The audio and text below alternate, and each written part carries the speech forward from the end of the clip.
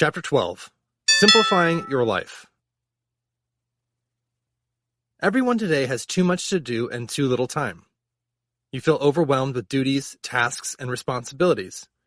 Your challenge is to simplify your life in such a way that you spend more time doing things that are most important to you and less time doing those things that are not important at all.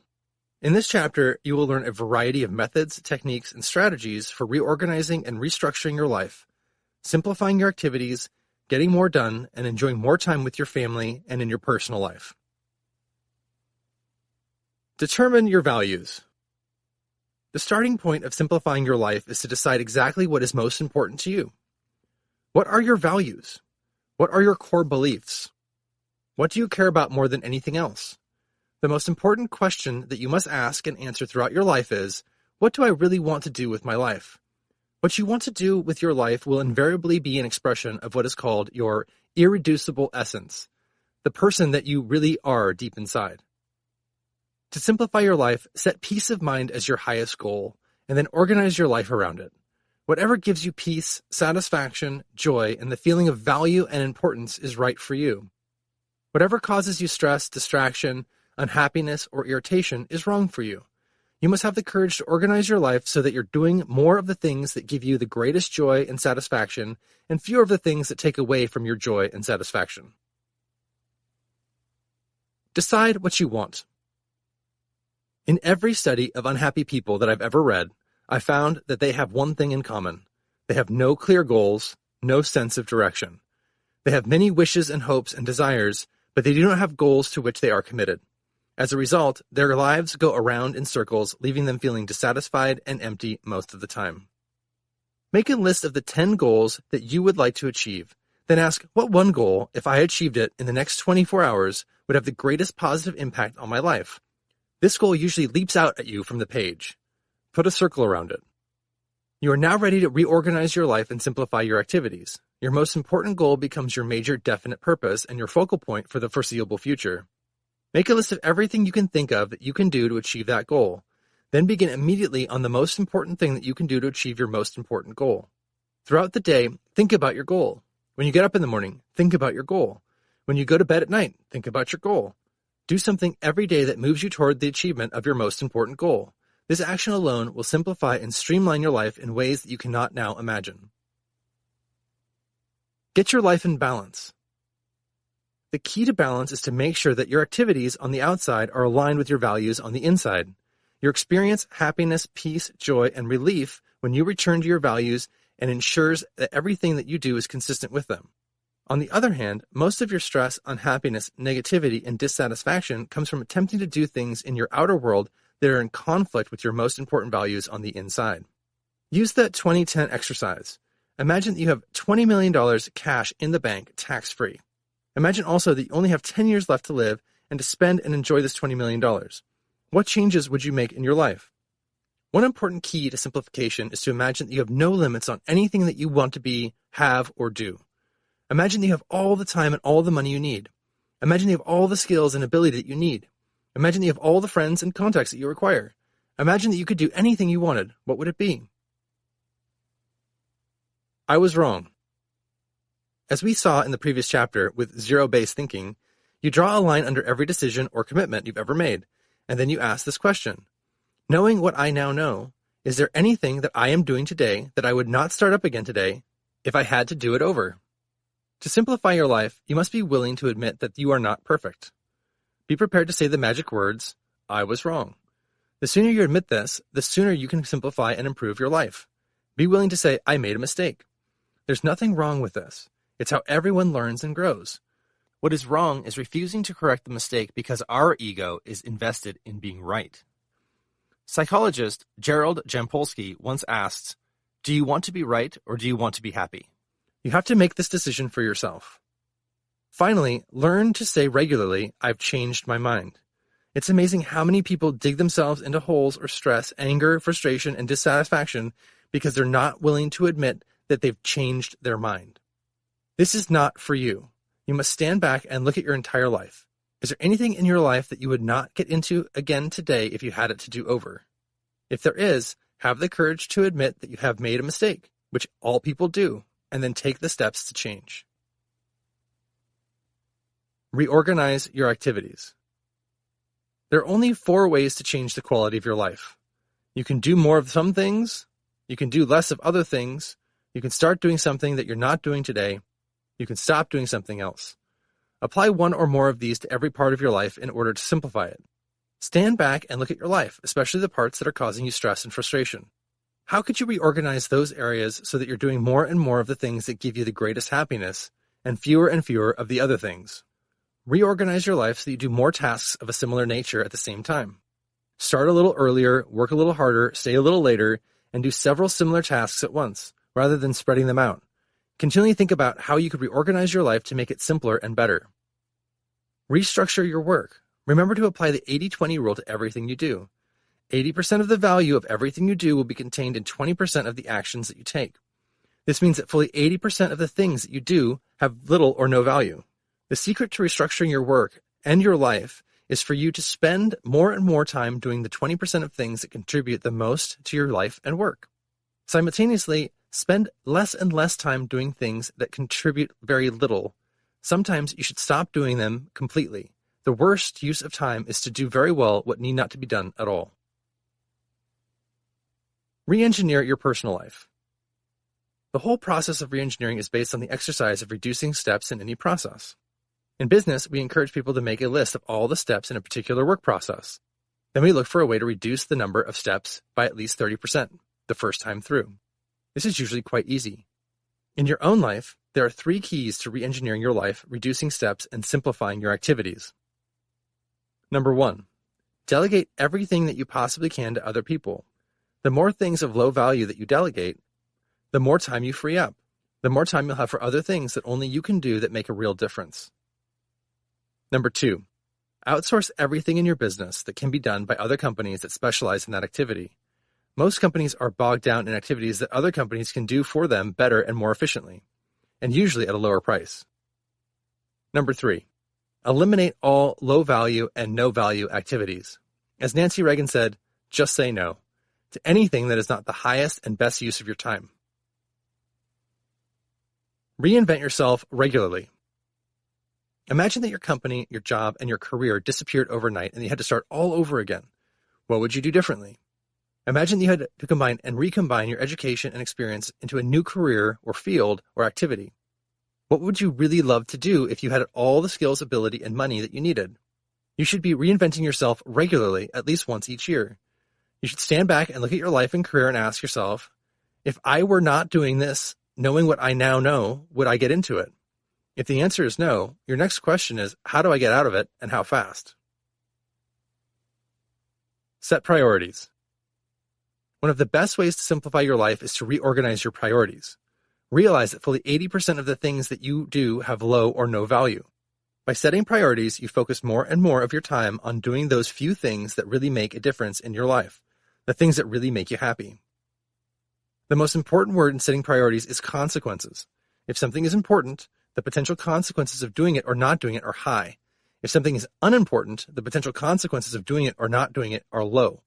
Ask yourself every hour of every day, what can I and only I do that, if done well, will make a real difference? Whatever your answers to this question, work on that above all others. Set limits. The only way you can simplify your life and get control of your time is by stopping doing certain things. You're already too busy. Your dance card is full. It is impossible for you to simplify your life merely by learning how to be more efficient and effective. You also have to stop doing as many things as possible. In order to begin a new task, you must stop or discontinue an old task. In order to get into something new, you must get out of something old. You are already overworked. You cannot do more than you are already doing. Practice creative abandonment with tasks and activities that are no longer as important as others. Instead, do fewer and fewer things, but do things of higher value. Plan your time. There's an old saying, proper prior planning prevents poor performance. It's called the 6P formula. Every minute spent in planning saves 10 to 12 minutes in execution. This means that you can save as much as 90% of the time you need to get through the day by planning every step in advance. It is almost miraculous. Plan your year in advance, especially vacations with your families and friends. Book them, pay for them, and take them off your calendar, exactly as if they were appointments with your biggest and most important customer. Plan each month in advance. Lay it in front of you and determine how you're going to spend the time. You'll be amazed at how much more productive you are and how much simpler your life is by the act of planning your month in advance. Plan every week in advance, preferably the weekend before. Sit down and plan every day using the 70% rule. This rule says that you should commit yourself for no more than 70% of your time. Leave yourself some slack in your schedule so you have time for unexpected emergencies and delays. Plan each day in advance, preferably the night before. Make a list of everything you have to do and organize it by priority. Select your A1 task and be ready to begin on that task first thing in the morning. Delegate everything possible. When you start your career, you have to do everything yourself. If you're going to grow, evolve, and become highly effective and well-paid, you must delegate everything possible to anyone who can possibly do the task. Use your hourly rate as a measure. How much do you earn per hour? If you earn $50,000 per year, your hourly rate is approximately $25 per hour. Delegate everything to anyone who can do a task at a lower hourly rate than you hope to make. It is sometimes better to sit and do nothing, simply thinking and using your creative powers, than to do low-paid tasks that tire you out and consume your time. When you delegate to other people, make sure that they have the proven ability to do it. Delegation is not abdication. Once you have delegated a task, you must supervise it to make sure that it is done on time, on schedule, and on budget. Inspect what you expect. Focus on high-value tasks. Keep organizing and reorganizing your work so that you're spending more and more time on those few tasks that have the highest possible value. The most important time management question, which you should ask and answer every hour of every day, is what is the most valuable use of my time right now? Whatever your answer is to that question, be sure that you're working on it every minute of every day. Work single-mindedly. Select your most important task, A1 on your list. Start on that task and then discipline yourself to work on it single-mindedly until it's complete. Time management experts have found that if you start and stop a task several times, you can increase the amount of time necessary to complete it by as much as 500%. You can make it 5 times longer than necessary. On the other hand, when you focus single-mindedly on a task, you can reduce the amount of time necessary to complete it by 80%. This gives you a 400% return on the investment of your time and energy. All that extra time then becomes available to you to do other things in your life that give you more joy and satisfaction. Reduce your paperwork. Use the TRAF method to reduce your paperwork and get through large quantities of newspapers and magazines. T stands for toss. These are the things that you throw away immediately without reading them. This habit alone is a great time saver and simplifier. R stands for refer. These are the things that you refer to other people to handle rather than bothering with them yourself. The third letter, A, stands for action. These are the things that you need to act on personally. You put these into a read file, and you work on them, organized by priority, throughout the day. The last letter, F, stands for file. These are the things that have to be filed for later. Remember 2 things. Fully 80% of the things you file are never referred to again. They just clutter up your closets. Second, whenever you order something to be filed, you create work for and complicate the life of someone else. Don't do this unless it's absolutely essential. Leave things off. Develop the habit of leaving your radio off when you travel, especially with your family and friends. When you come home at night, leave the television off. Whenever you leave the radio and television off, you create a sound vacuum, which is filled by conversation, interaction, and the true joys of family and personal life. Instead, use a TiVo system to record the programs that you like without commercials, so that you can watch them when you want at your own convenience. When you get up in the morning, resist the temptation to turn on the television. Instead, spend a few minutes reading something educational, motivational, or inspirational. Take some time to plan your day. Think about who you are and what you want rather than filling your mind with the noise of endless television or radio. Put relationships first. Most of the enjoyment and satisfaction that you get in life will come from your interactions with other people. Put the most important people in your life at the top of your priorities. Put everything else below these people. Imagine that you have only 6 months left to live. What would you do? How would you spend your time? Whatever your answer to this, I'm sure it does not involve earning more money or getting back to the office to return phone calls. How would you change your life if you had all the money that you wanted or needed? In almost every case, you would think about the things that you would do with the people that you care about the most. Don't wait until you're financially independent or have only 6 months to live before you start to spend more time with the most important people in your life. Do it now. Take care of your health. You can simplify your life by eating less and eating better, exercising regularly and getting thinner, getting regular medical and dental checkups, eating proper foods, and taking excellent care of yourself. Imagine that you had become very rich and you had bought a $1 million racehorse. How would you feed that horse? I can promise you that you would not feed that horse with fast food, junk food, sodas, or potato chips. You would feed that horse with the finest foods you could find in the whole world. Well, you are 1,000 times more valuable than a $1 million racehorse. Feed yourself the same way you would feed a $1 million horse. Take good care of your health. Practice solitude daily. Take 30 to 60 minutes each day to sit in silence with yourself. Take the time to listen to yourself and your inner voice. The practice of solitude will transform your life. In solitude, you will get ideas and insights that can change everything you do. When you practice solitude on a regular basis, you will feel a great sense of calm, quiet creativity, and relaxation. You will emerge from your periods of solitude feeling wonderful about yourself and your life. Solitude is one of the most wonderful joys available to the human being. It costs nothing except the discipline to sit quietly for 30 to 60 minutes by yourself on a regular basis. Give it a try. The goal of life. You can simplify your life by practicing these ideas over and over until they become automatic and easy. Make it a habit to look for ways to do fewer things, but to do more important things. Make it a habit to simplify your life and simultaneously increase the joy and satisfaction that you receive. Your goal is to live a long, happy life full of joy and satisfaction, to realize your potential and to become everything you are capable of becoming. Aristotle, perhaps the greatest philosopher of all time, determined that the ultimate aim of all human life and behavior is to achieve happiness. This is the primary purpose of all human activity. How, then, shall we live in order to be happy? The starting point of achieving balance in your life is to set your own happiness as a primary goal of your life, and then organize everything you do to achieve that. If you accomplish everything in life, but you're not happy, you failed to realize your full potential. Fully 85% of your happiness comes from your relationships with other people, at home, at work, and in every area of your life. You require a balance between your work and your personal life in order to be happy. 4 key areas.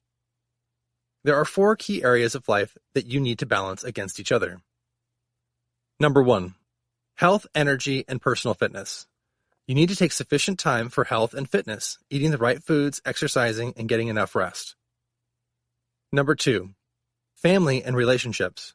You need to spend ample time with the most important people in your life, doing the things that give you the greatest amount of joy and satisfaction. Number 3, work and career. You need to be doing work that you enjoy, that gives you a sense of personal fulfillment, that pays you well, and that you do in an excellent fashion. Number 4, financial independence. Get control of your finances, save and invest on a regular basis, and feel that you are moving step by step toward financial independence. In addition, you need to be learning and growing, contributing to your community, and developing spiritually. If you're lacking in any of these areas, your life quickly goes out of balance. Stress occurs when what you're doing on the outside is inconsistent with what is truly important to you on the inside. One of the most important questions you can ask in every part of your life, especially in making decisions, is what is really important here? Remember the 80-20 rule. 80% of your happiness and satisfaction will come from 20% of the things you do. Your most important ability is your ability to think. The better you think, the better decisions you make. The better decisions you make, the better actions you take. The better actions you take, the better results you get in every area. What is really working in your life? What parts of your life give you the greatest feelings of pleasure and satisfaction? What people and activities make you the happiest?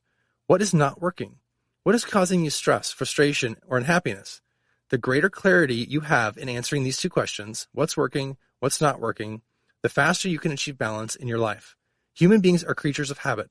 They often get into a routine or a comfort zone where they do certain things over and over, even though those things no longer work or make them happy. A major source of stress in adult life is denial. Denial arises when we refuse to face the truth of an important part of our lives. Perhaps we are dissatisfied with our job. Perhaps a relationship is no longer right for us. Perhaps we've made a bad decision or life choice. Every act of denial puts your life out of balance, increases stress, and opens you up to psychosomatic illnesses like colds and flus of all kinds. Practice the reality principle. Insist upon seeing the world as it really is rather than the way you would like it to be. Never get upset about something that you can't change. And you can't change people, and you can't change past events.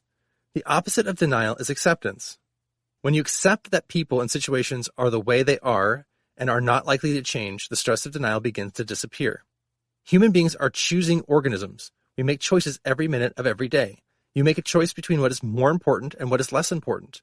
Your choices and decisions determine the entire structure and quality of your life. The only way you can get your life back into balance is by making different choices and different decisions. The law of excluded alternatives says that doing one thing means not doing something else. Every choice of a particular activity implies a rejection of all other choices and activities that you could do at the same time.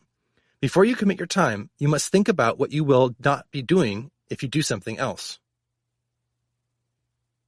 The power of family time. When you're with your family, be there 100% of the time. Leave things off. Resist the temptation to walk in the house at the end of the day and immediately turn on the television. As soon as the television goes on, all communication stops and the entire focus of the family becomes the television screen. Don't let this happen to you and your family. When you're with your family, take the time to give them what they need for emotional nourishment and support. As I've said, men and women are different in many ways. At the end of the day, men need acknowledgement for their work, appreciation for their efforts, an opportunity to explain what they have done during the day, and time to decompress. Women need attention, respect, affection, and listening. They need to talk and feel that the most important person in their life is listening to them respectfully. Children need unconditional positive regard, acceptance, respect, attention, and especially the time of their parents. How does a child spell the word love? T-I-M-E. The law of time in achieving work-life balance says that what counts is the quality of time at work and the quantity of time at home. At work, you work on high-value, high-priority tasks so that you can get a lot done and you're on top of things. At home, it is quantity time, long, unbroken quantities when you sit, talk, walk, and just spend time with members of your family. They say we live life by the years, but we experience it in the moments. You can never determine the exact moment when you're going to experience something wonderful with a member of your family. You have to allow lots of time for these unbidden moments to occur. Organize your personal life so that you spend ample time with the most important people. Take at least one full day off each week during which you do not work at all. You only spend time with the members of your family or the important person in your life. If you're married, take 1 3-day weekend off every 3 months and go away and spend time with your spouse. Take 1 or 2 week vacations twice a year, during which you do no work at all. This will help you get back into balance faster than almost anything else you can do. Get plenty of rest. To get your life back into balance, you need plenty of rest, at least 7 to 8 hours each night. When you get too little sleep, you build up a sleep deficit, which causes you to go through the day in a fog. Because you're not thoroughly rested, you find it difficult to concentrate on the high-value activities that account for your success. Instead, because you're a little bit tired, you work on easier, lower-priority tasks that contribute little to your career. Merely going to bed 1 hour early each night, getting 1 to 2 extra hours of sleep each night can transform your life completely and put your entire life back into balance. Exercise 200 to 300 minutes per week. Even if all you do is go for a 30 or 40-minute walk every day. This will increase your energy, improve your fitness, calm your mind, enable you to sleep better, and help bring your life back into balance. Even better, go for a walk with your spouse or with one of your children. Then you'll get multiple benefits from the same activity. When you get your life into balance, you will feel terrific about yourself. You'll get much more done at work and at home. You'll experience greater joy and satisfaction, and you'll be more successful in every part of your life. Sometimes people ask me the secret to living a balanced life. I ask them this: how often does a tightrope walker balance when he or she is on the wire? All the time. The same is true for you. You don't achieve balance quickly and easily. It's something that you have to work at every single day. The good news is that whatever you do repeatedly eventually becomes a habit. You can develop the habit of living a happy, high-performance, well-balanced life by simply practicing these ideas over and over until they become a regular part of your life. Chapter 13. Full Transformation. We've come a long way in our journey of transformation. Maybe you started out as someone who was directionless, dissatisfied with your life, feeling like a victim, and prone to blaming everyone else for your difficulties. The first thing you learned is that it's pointless and simply incorrect to feel like a victim because with your own mind, you have access to the most powerful force in the universe. You also learned that the first step to mastering this immense power is simply to focus your attention on what you want instead of what you don't want. This alone puts you ahead of the vast majority of people. The next thing you learned was to motivate yourself toward peak performance through such powerful tools as optimism and exploring the boundless possibilities that are open to you.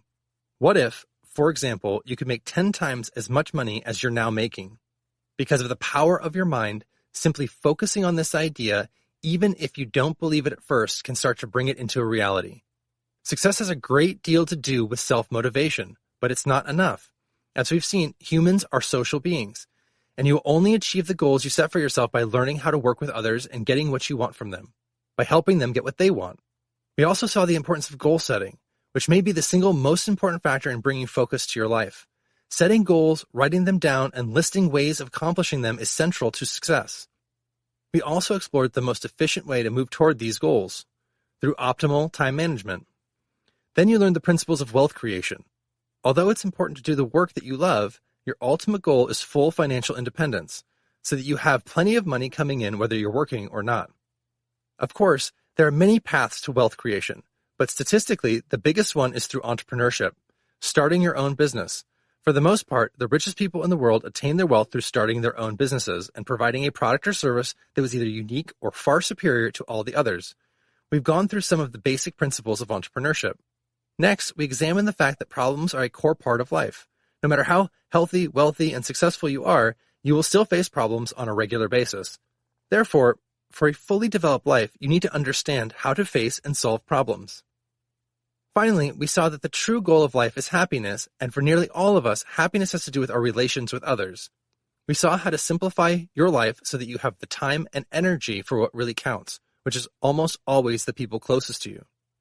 If you read, digest, and apply these principles, you can move from a life that may not be satisfying to one that is rich in all the most important things. You can transform yourself from an ordinary bird into a splendid phoenix. Let me conclude by repeating that we are living at the best time in human history. There are more opportunities and possibilities for you to live longer and better than ever existed before for any people on this earth. Your job is to take full advantage of this golden age of mankind to become everything that you are capable of becoming, to enjoy all the things that you ever dreamed of, and to live a long, happy life. I hope you do. Good luck.